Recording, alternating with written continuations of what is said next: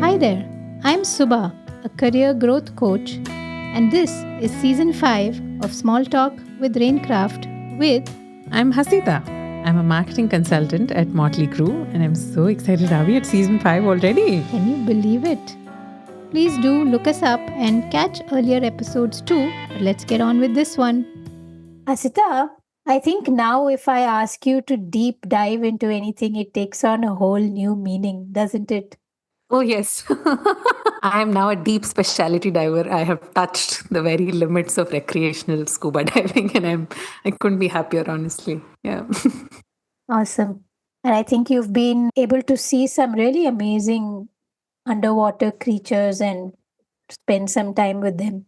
And realize that they all have personalities as colorful as us, if not more. Yeah, it's quite fascinating. But let me ask you to, unfortunately or fortunately, deep dive backwards into 2023. It's that time of year, right? We have to wrap up, rewind up, recap, and do all of those things. What's the one thing that you're taking away from 2023? My dad always used to say that if something is meant for you, the tide will take you along. And I only discovered diving seriously in March this year. So it's not actually been all that long, right?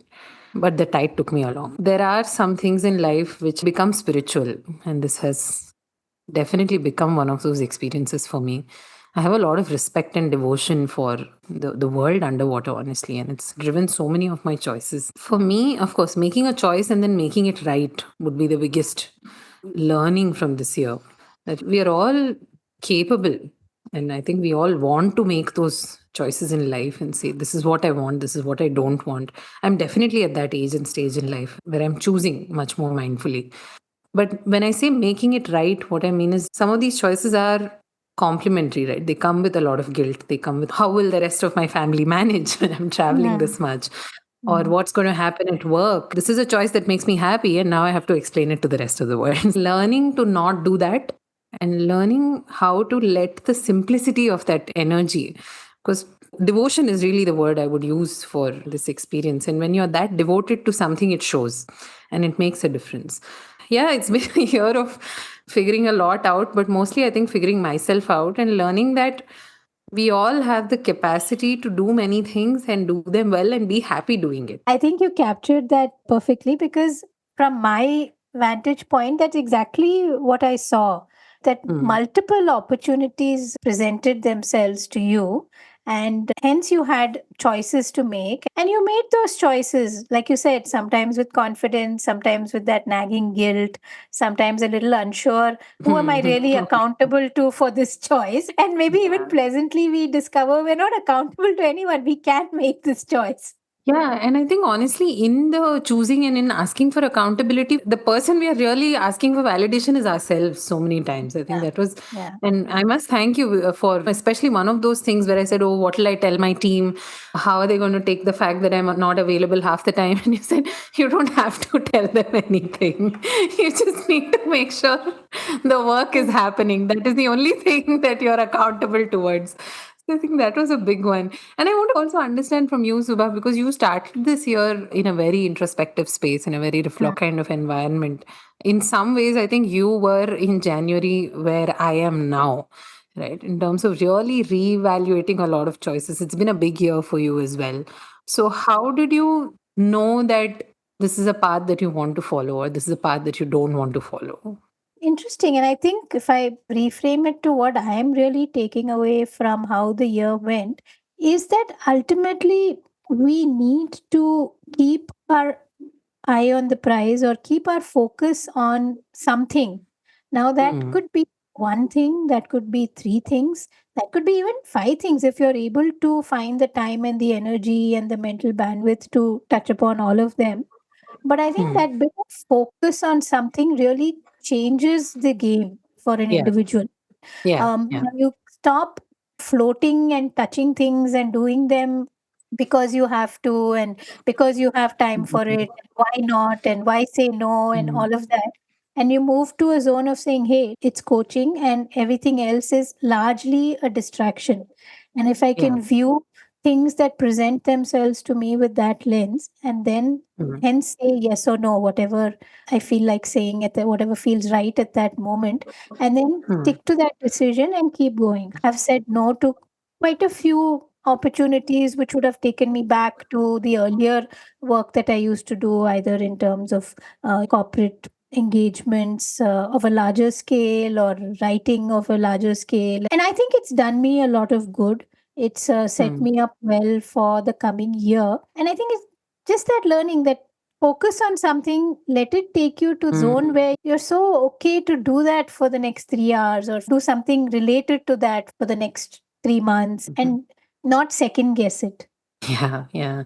And it's interesting you speak about focus, Subha, because a lot of Instagram wisdom around what being should look like is about giving a lot of permissions, right? It's okay to take a Mm, break or it's okay to only show up at your 40%, which I think we all need, right? mm, We need those permissions, and we all work in contexts where it's very easy to get taken advantage of if we didn't become aware of these things. But somewhere where I'm coming from is I, of course, spent quite a bit of time in therapy this year. And there was a point in time where my therapist said, you need to start moving from the older story and start telling new stories. Let's use the Prince Harry example. Right? You've said your piece, and what happened to yeah, you was terrible.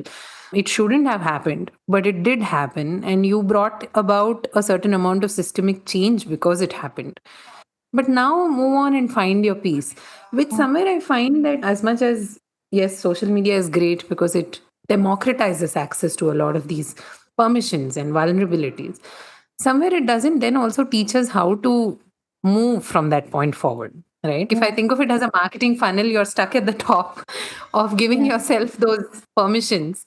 But then what do you do with those permissions? And I think it's so counterintuitive, right? Because, like you said, once you find that thing that puts you in the zone, you're not looking for permission to relax in the convention. That the doing of that work is relaxing in and of itself. yeah. It's quite insightful how these almost subliminal messages really get to us and without even Mm. realizing it. And I Yeah. truly feel what you're saying because I think there was a point, maybe somewhere middle of the year, where I kept seeing or hearing conversations like you have something on your mind and then you end up seeing, and it's not some divine intervention, it's the algorithm, but you start seeing similar stuff. And I was seeing a lot of things which kept saying, hey, you don't have to do more. You Yeah. can choose to do nothing, or it's okay, you deserve a rest day, or just the fact that you got up, you've accomplished something today. Yeah. Yeah, because these things are true on some days. These Correct. things are not life truths. Yes, of course, I need permission not to get up and do stuff on certain days, but I don't need that permission on a daily basis. Correct. And it can be quite dangerous because I didn't see it in the moment because at that time you get caught and sucked into it. And then maybe a month or two later, I was reflecting that why did I take it so easy last month? Because I could have done so much more. But this thing of, Mm. hey, it's okay to take rest and it's okay to not do anything. You know what you want to do and you know what your focus is. Sometimes it can be very deceptively not useful. Yeah. And of course, speaking of divine algorithms, you watch one of something and then you're watching 10 of those without even really realizing it. Yeah. So I think what I take away into the next year is that if you have a focus area, if there's something that you really enjoy or you think you enjoy, you want to learn more about it, you want to do more about it, then just don't get too distracted by other things, but also stay the course. Don't let Mhm, this mhm. also dwindle into something very simplistic just because you can, or just because somebody says, hey, you don't have to always give it your 100%. We know that some days your 100% is the middle of the graph. That's fine. Mhm, mhm. But do that 50% that day. And we're having all these productivity conversations. And of course, The Crown, the final season, is on both our minds. Mm, Very nuanced piece of storytelling. And I'm just thinking for someone like the queen of a country to have gone through periods of the reign or the need for the royal family itself being questioned. And we also see from the series, sure, some of it might be not real, but finally she is a 75-year-old monarch. And everyone's waiting for her to make way for the next, yeah, including the next monarch, by the way. yeah, Right. yeah, And then you still have to show up at whatever is the public definition of 100%. Right. mm, You really can't take a break from the job, so to speak. So really, I mean, what excuse do the rest of us have in terms of Correct. not being Correct. able to? Yeah.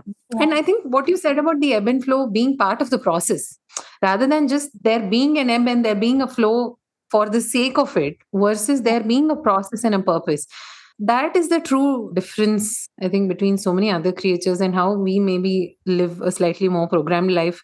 Of course, the more I observe other animals, I also notice that they are very singular about their purpose, right? Mm, A small creature with a finite lifespan of a few weeks is not really thinking about the big picture. It's like, I exist, I have to eat, I have to survive, I have to reproduce. right. Like, it's very laser focused on what their outcome is. Mm, So maybe something to think about yeah. there as well. Correct. Because another story that really resonated with me in terms of what she was sharing and putting out there was the comedian Zarna Garg, who Hmm. in her 40s, after having taken a career break for 15 plus years, children are teenagers or having headed to college, etc., she took up stand up comedy. And today she's on stage with the likes of Tina Fey and all the big names in American comedy by sheer Yeah. grit and perseverance, saying that, hey, during the pandemic, we lost all our ability to earn as a family unit because of whatever work and nature of work that they were in. And I need to bring it home. And I need Yeah. to do this. And I happen to enjoy it, right? I've Mm-hmm. chosen something that I enjoy. And like she's working through the holiday season, and her kids are working with her and helping her and supporting her in different ways during the weekends and while they apply for colleges and go through stressful personal times too. And I think that's another approach to say, hey, I found my zone. There is an audience for my zone now, Yeah. and I enjoy it and they enjoy it, and I'll make the most of it. And Yeah. if she started reading posts and saying, oh, you can also take rest, she can and she does and she will, but it takes away from the sheer energy that she's bringing to her work today. Yeah. A different kind of life is going to come at a different kind of spectrum of Yeah. choices.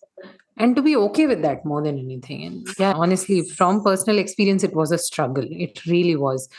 But at some point, when I weighed the choice between not doing it in the interest of all the other conditions versus doing it and figuring the conditions out as and when they appear, I think my choice is very, very obvious to me. I mean, yeah. And we said we're not going to talk about what do we see for 2024 because honestly, we have no clue. Yeah. But we'll report it as and when we see it. But we have no Absolutely. clue what's going to Yeah. happen between the health space for the global community. Things are Yeah. kind of rearing their head again, or in terms of how the workspace is going to be. But I think one thing is clear that we're all slowly moving away from that construct in our mind that we have to follow a certain structure, and but that by a certain age you should have done certain things, or at any point of time you should have that one steady, let's say, Yeah. corporate job or equivalent, and other things you can call only a hobby, and you can devote time to them only when this one is really well done. Right? I think we're Yeah. slowly, because of the gig economy, because of hybrid work, because of just how we evolve as a species, we're realizing that we don't need to be tied down by those structures. We don't need to be one scene where the queen is reminded that you signed up to serve for life. Right? We Mm. haven't signed up. We Mm. have the ability to make different choices, try them out, succeed, fail, not enjoy it, find something else. When I had a few weeks where I said, I'm not going to do too much of client side work. I'm going to do a little bit more of learning or introspective work. That thought come that who do I have to tell? Like when you're your own Absolutely. boss, Yeah. Yeah. you And so feel many like, times that permission is self reflective, right? Yeah.